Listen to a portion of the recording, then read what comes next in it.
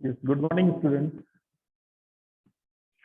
Today we'll take the next topic of biotechnology.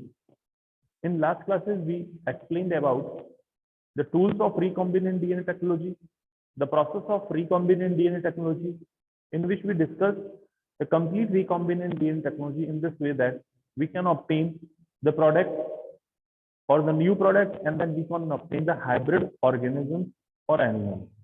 Today we will take the last topic, which is related to the obtaining the product by the bioreactor. What is the bioreactor and how we obtain the product from the bioreactor? So bioreactor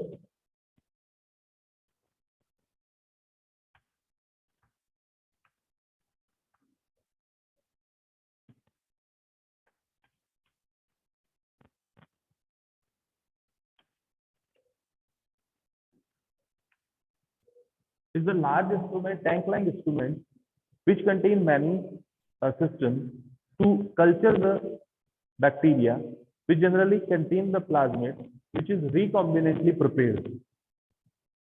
By the process of recombinant DNA technology, we prepare the bacteria with the desired gene. Imagine it is the desired gene which present in a plasmid. Then we insert it into the bacteria. So first of all, I draw the Ray diagram of complete process and how we obtain the product from bioreactor. Now in first step,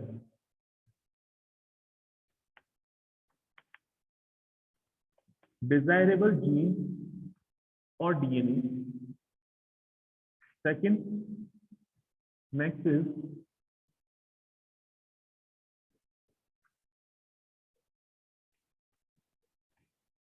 RNA, lysozyme,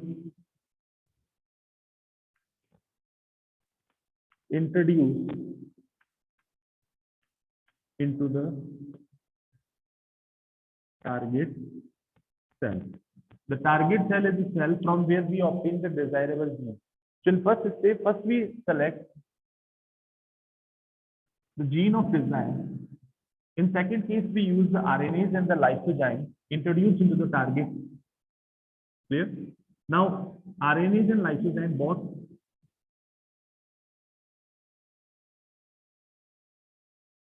digest the RNA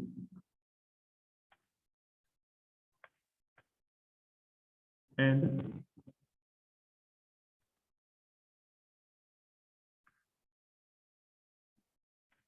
cell membrane. Some other chemical also used, which is chitinase or cellulose. So all act on the cell. RNAs digest RNA, lysozyme digests the other organelle and then cell membrane. Chitinase digests the cell wall of fungi, and the cellulose digests the cell wall of plants. So these type of chemical depend on type of experiment. Yes, so we use only the one type of chemical in the one type of experiment. That means if we take the cell which contain only the cell membrane or animal cell, imagine if we take the animal cell, we use on the RNAs and lysozyme, we will not use the chitinase and cellulose. Clear? If we use the fungi, that time we use the chitinase for digestion of cell wall and then RNAs for the digestion of RNA. If we use the plant cell, that time we use the cellulase which digests the cell wall and RNAs which digest the RNA. So in this step, our target to select the desired cell, and this desired cell is digested by the RNAs, lysozyme, cellulase, and chitinase. After the digestion of cell, we obtain the genetic material which is DNA. Clear? So in next step, which is isolation and separation of DNA और gene from target cell from our desire cell, यानी जिस cell को हमने target किया कि हमें इस cell से जीन ऑप्टेन करना है, वहां से हम जनरली क्या करेंगे, इस जीन को ऑप्टेन करने के लिए उस सेल को क्या कर देंगे, डाइजेस्ट कर देंगे, उसके ऑर्गेनल को डाइजेस्ट कर दिया हमने और वहां से डीएनए को ऑप्टेन कर लिया। तो इस स्टेप में isolation and separation of DNA. अब यहाँ पे जो सेपरेशन जो है, क्लियर, आइसोलेशन सेपरेशन में दो वर्क इन्वॉल्व होते हैं जो मैंने लास्ट क्लास में आपको बताए थे। To work involve in the case of isolation and then separation. Now first we prepare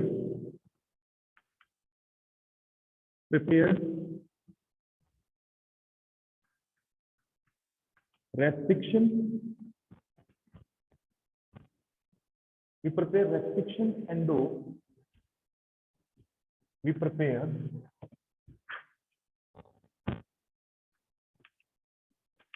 restriction endonuclease. So it is a very important step to cut the desired DNA. Clear? अब यहाँ पे हमने restriction endonuclease prepare कर दिया according to the DNA. Clear? अब prepare करने के बाद में we cut the DNA by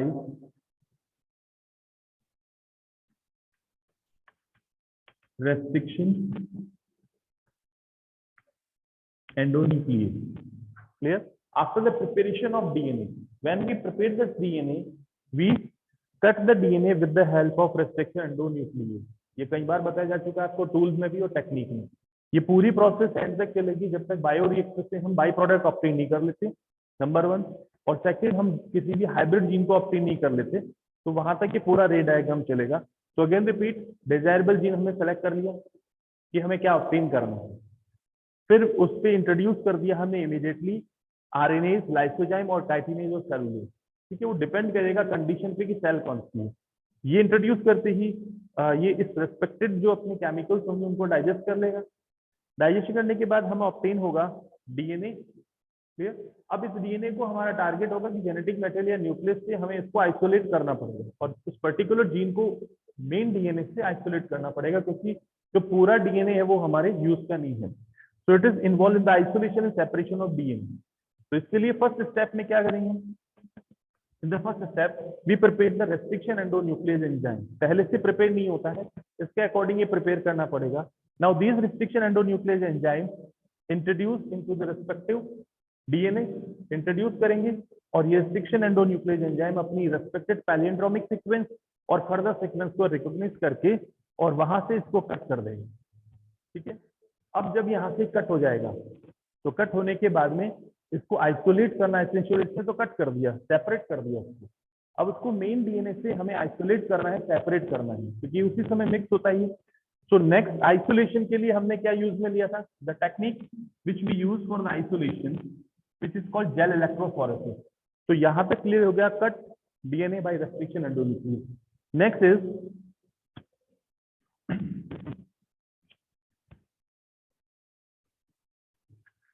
अब रेस्ट्रिक्शन एंडोन्यूक्लियस से जो एक्ट हुआ है DNA, it undergo in the jail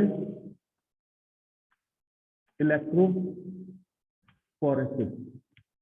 jail electrophoresis में क्या कर दिया हमने, जो मेथड इन्वॉल्व किए थे, इलेक्ट्रोफोरेटिंग प्लेट, वहां पे एग्रोस जेल लिया था, उसमें सारे डीएनए को हमने मिक्स करके उसका मैट्रिक्स प्रिपेयर किया and this matrix is smear at the electrophoreting plate, और इलेक्ट्रोफोरेटिंग के वेल्स वाले रीजन में मैट्रिक्स को हमने फिल कर दिया। नाउ इलेक्ट्रिसिटी सप्लाई की, जो मैंने एक्सप्लेन किया है आपको, इलेक्ट्रिसिटी सप्लाई की, तो डीएनए जो है वो क्या है, नेगेटिवली चार्ज पार्टिकल है, move towards the positively charge anode, तो उसकी तरफ मूव करेंगे और मूवमेंट इसका क्या होगा, लेंथ बेसिस होगा कि स्मॉल लेंथ लाइट वेटेड जो फास्ट मूव करेंगे और जो ज्यादा लेंथ होगी हैवी होंगे वो स्लोअर मूवमेंट करेंगे। ठीक है, तो ये इलेक्ट्रोफोरेसिस में एक्सप्लेन कर दिया। तो इलेक्ट्रोफोरेसिस से हमने इसको क्या कर लिया, आइसोलेशन ऑफ डीएनए किस बेसिस पे, on the basis of length. Clear. और length always depend on the number of nucleotide, length हमेशा न्यूक्लियोटाइड के नंबर पे डिपेंड होगी, और न्यूक्लियोटाइड नंबर इज रिलेवेंट और similar to the molecular weight of DNA, क्योंकि जितने न्यूक्लियोटाइड होंगे उतना इसका मॉलिक्यूलर वेट होगा।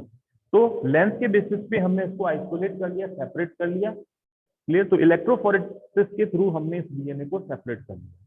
अब नेक्स्ट स्टेप पे हमने क्या किया इसमें, नेक्स्ट स्टेप में we introduce into the cloning vector.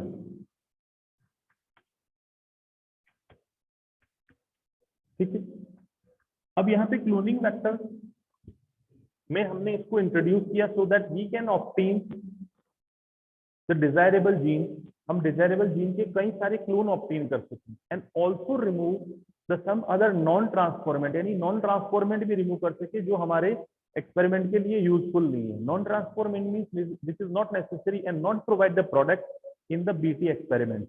तो बायोटेक्नोलॉजी के एक्सपेरिमेंट में जो प्रोडक्ट ऑब्टेन नहीं करेंगे लेकिन वो प्रेजेंट होके उस प्रोडक्ट का रिजल्ट चेंज कर सकते हैं, इसलिए हमें उनको वहां से रिमूव करना है। So that time we insert this into the cloning vector. तो क्लोनिंग वेक्टर में हमने जब इसको इंसर्ट किया था तो हमने क्या किया था, वहां पे भी वही सेम प्रोसेस अप्लाई हुआ। It is small segment of desirable gene. अब ये डिजायरेबल जीन और डीएनए का स्मॉल सेगमेंट है, ये हमारा क्लोनिंग वेक्टर है। क्लियर। अब यहाँ पे क्लोनिंग वेक्टर जो है इस पर्टिकुलर साइट पे रेस्ट्रिक्शन एंडोन्यूक्लियस के थ्रू हमने इसको कट किया, कट करके इस पर्टिकुलर डीएनए को हमने यहाँ पे इंसर्ट किया, दिस पर्टिकुलर डीएनए इंसर्ट। अब ये हो गया रिकॉम्बिनेंट प्लाज्मिड बन गया। Now this plasmid is introduced into the bacteria. अब ये प्लाज्मिड को तो हमने प्रिपेयर कर लिया, ठीक है। अब इस प्लाज्मिड को इंसर्ट करवाने की प्रॉब्लम आई तो हमने क्या टेक्निक ली, केमिकल लिए, फिजिकल टेक्निक ली यूज में, ठीक है। एंटीबायोटिक जो है वो कुछ केमिकल यूज में लिए। तो जो बेस्ट टेक्निक जो सिंपल सबसे ज्यादा यूज में आती है वो हमने इसमें ले लिया हीट शॉक। हीट शॉक में एक बार हमने इसको लो टेम्परेचर पे और एक बार हमने इसको हाई टेम्परेचर पे इस कॉलोनी को रखा। Clear. So due to this heat shock the bacteria receive these cloning और रिकॉम्बिनेंट प्लाज्मा। अब ये क्लोनिंग वेक्टर या जो जीन होगा इसको ये एक्सेप्ट कर लेंगे। क्लियर। अब जब ये एक्सेप्ट हो गया है तो नेक्स्ट स्टेप में we generally use the mode of asexual reproduction. Clear. ये एसेक्सुअल रिप्रोडक्शन का मोड कौन सा यूज में लेंगे, which is called binary fission. Binary fission use में लेंगे। By the binary fission in the optimum media, optimum culture media. तो optimum जब कल्चर मीडिया होगा तो उस ऑप्टिमम कल्चर मीडिया में ये सारे के सारे ग्रो करेंगे, and after the growth they obtain millions copies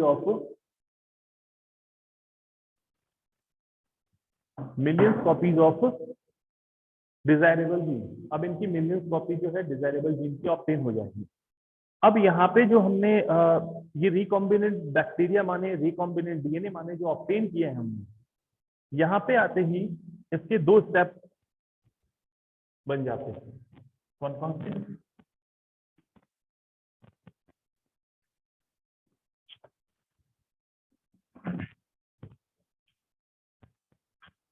दो स्टेप कौन कौन से बन जाएंगे, इमेजिन करके हम लिख देते हैं कि हमने रिकॉम्बिनेंट बैक्टीरिया मान लेते हैं या रिकॉम्बिनेंट डीएनए लिख देते हैं। इस रिकॉम्बिनेंट डीएनए ऑब्टेन किया हमने, तो इस रिकॉम्बिनेंट डीएनए को हमारे पास में दो टारगेट हो गए हमारे। Number 1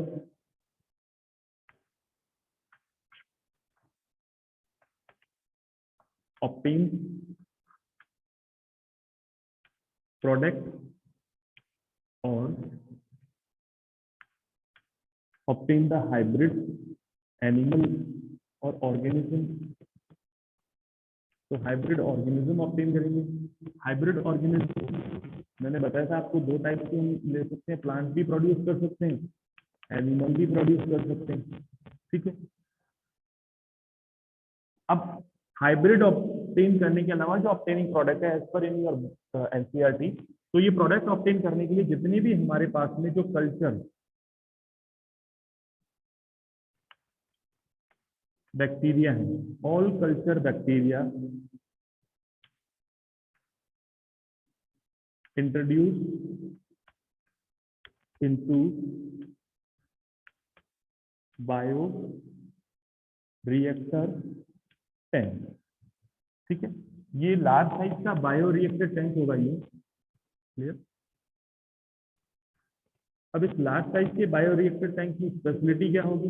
this large size bio reactor tank है द मैनी सप्लाई, कई सारी सप्लाई इसमें होगी। क्लियर। अब सप्लाई में जनरली क्या क्या होंगे इसमें देखो। First of all the introduction of, अब यहाँ से हमने क्या कर दिया कि जो बैक्टीरिया हमने प्रिपेयर किया था वो इंट्रोड्यूस कर दिया, तो ये बैक्टीरिया जो है वो इसमें चला गया। क्लियर। ये कल्चर बैक्टीरिया, यहाँ से हमने इस बैक्टीरिया को न्यूट्रिएंट मीडियम और मीडिया प्रोवाइड किया, क्योंकि हर बार कल्चर मीडिया जब हम ऑब्टेन देंगे, न्यूट्रिएंट मीडिया देंगे बायो रिएक्टर में इन बैक्टीरिया को, तो बैक्टीरिया कॉलोनी क्या करेगी? ग्रो करेगी and also provide the some product, और कई प्रोडक्ट प्रोड्यूस करेगी। एज यूजुअल जो अपने लिए प्रोडक्ट प्रोड्यूस करती है बैक्टीरियल कॉलोनी, वैसे ही प्रोडक्ट हमारी डिजायर के अकॉर्डिंगली प्रोडक्ट प्रोड्यूस करेगी। तो यहाँ पे बैक्टीरियल कॉलोनी न्यूट्रिशन लेके क्या करेगी? प्रोडक्ट ऑब्टेन करेगी। क्लियर। अब जब ये प्रोडक्ट ऑब्टेन करेगी तो ये प्रोडक्ट हम यहाँ से ऑब्टेन करेंगे।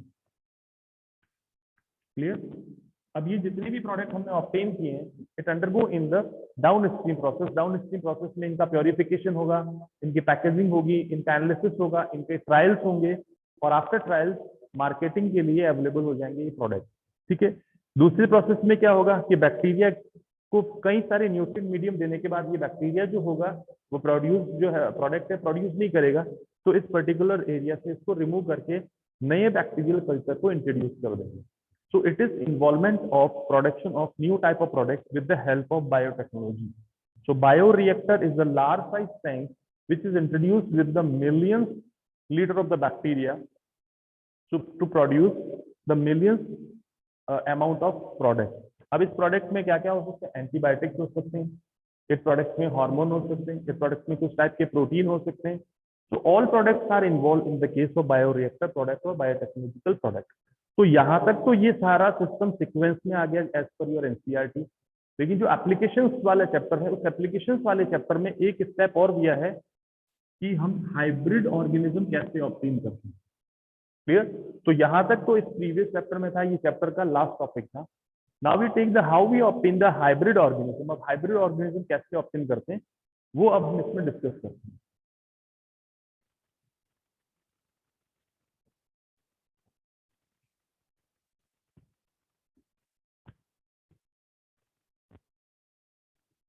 रिकॉम्बिनेंट डीएनए टेक्नोलॉजी से we can take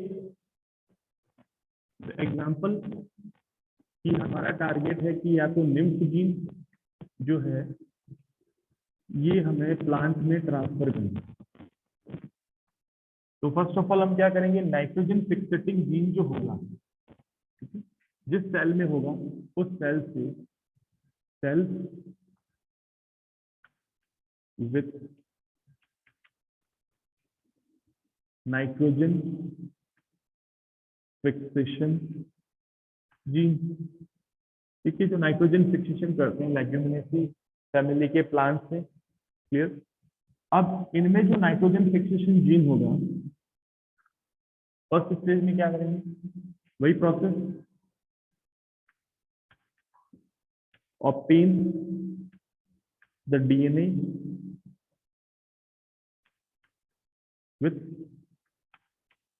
nymph gene, और सारे स्टेप्स इसमें इन्वॉल्व करते जाएंगे। क्लियर। एट द एंड जो हमने लास्ट स्टेप किया था, at the and in which we obtain at the end we obtain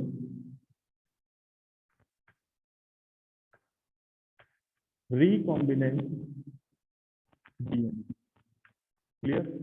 अब ये रिकॉम्बिनेंट डीएनए जो हमने ऑब्टेन किया था, इसके लिए हमने क्या यूज में लिया था? TI carbon. ठीक है।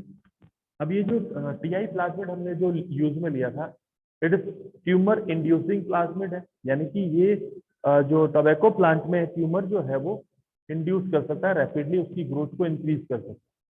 और जब ये ग्रोथ को इंक्रीज कर सकते हो, डेफिनेटली ये प्लांट में हाईली इंफेक्शियस है, तो हमने इसी की जो कैपेसिटी है इसको यूज में लिया, और ट्यूमर इंडस्टिंग जो प्लाज्मिड है इसमें हमने इंसर्ट करवा दिया निम्फ जीन। तो टीआई प्लाज्मिड में हमने क्या इंसर्ट करवा दिया, निम्फ जीन। अब निम्फ जीन जब इंसर्ट करवा दिया इसमें, तो ये जो टीआई प्लाज्मिड है, इस टीआई प्लाज्मिड में हमारा निम्फ जीन है, डेफिनेट है कि ये टीआई प्लाज्मिड क्या करेगा, टीआई प्लाज्मिड क्या करेगा, इन्फेक्शन करेगा।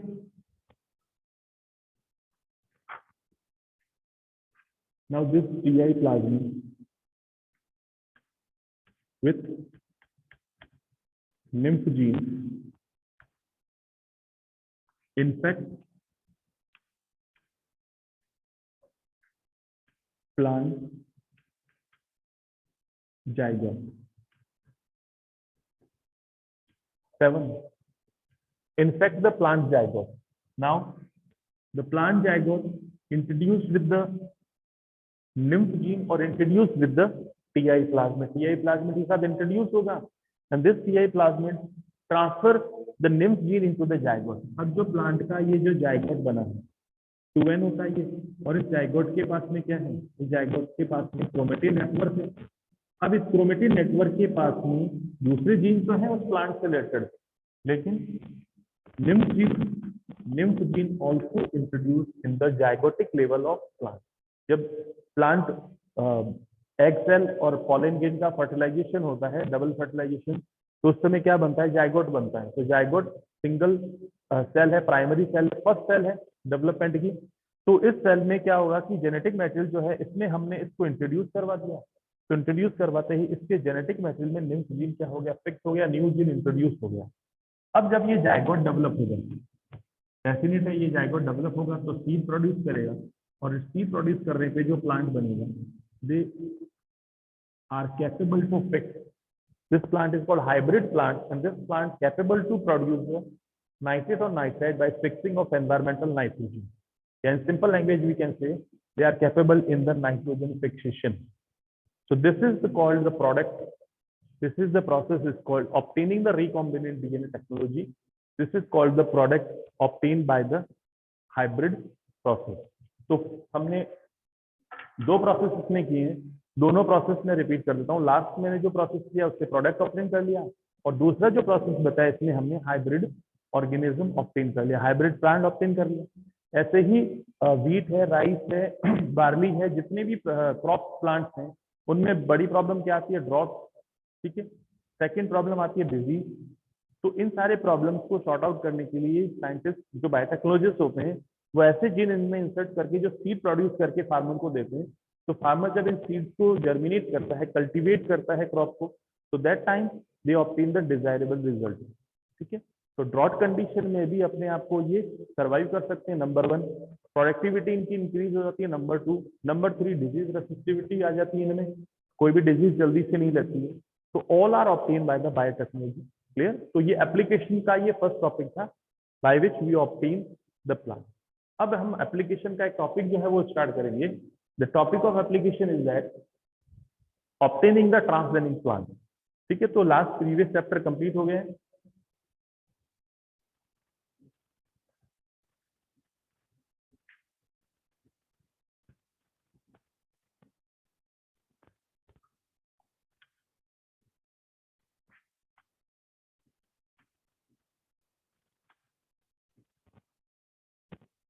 पहले तो transgenic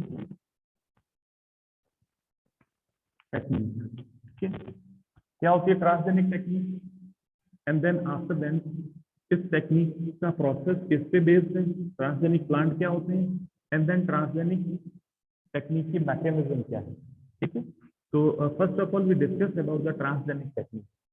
first we discuss about the word transgenic. तो ट्रांसजेनिक वर्ड का मीनिंग क्या होता है उसके बारे में डिस्कस करेंगे। ट्रांसजेनिक वर्ड का मीनिंग होता है process by which the two character or two gene mix and obtain the new type of animal or plant is called transgenic. Transfer refer to trans, clear. तो यहाँ पे क्या हो गया,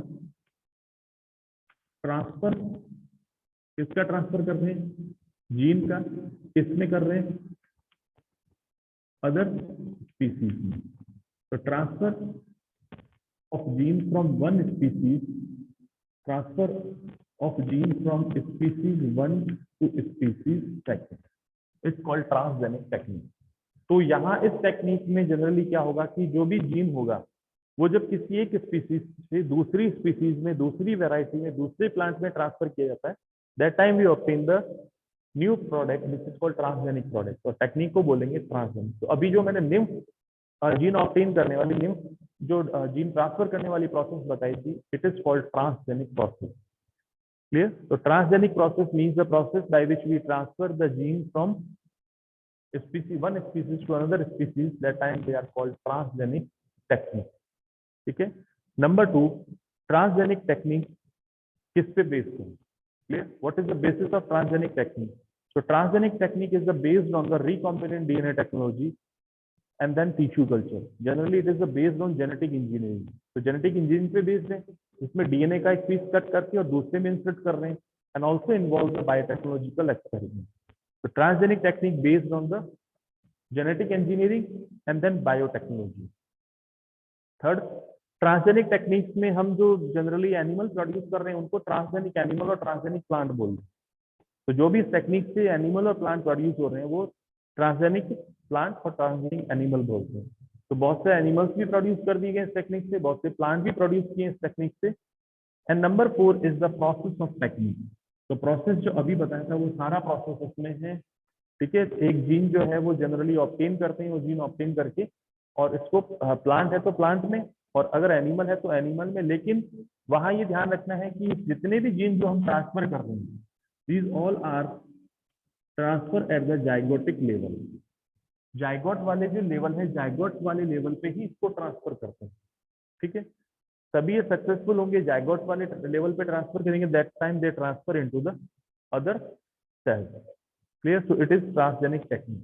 अब ट्रांसजेनिक टेक्निक से क्या क्या ऑब्टेन किए और ट्रांसजेनिक टेक्निक में हम कौन कौन से जो है वो पढ़ेंगे। ट्रांसजेनिक टेक्निक में नंबर 1 हमने जो डिस्कस करेंगे इस चैप्टर में, नंबर 1 बीटी कॉटन, ठीक है।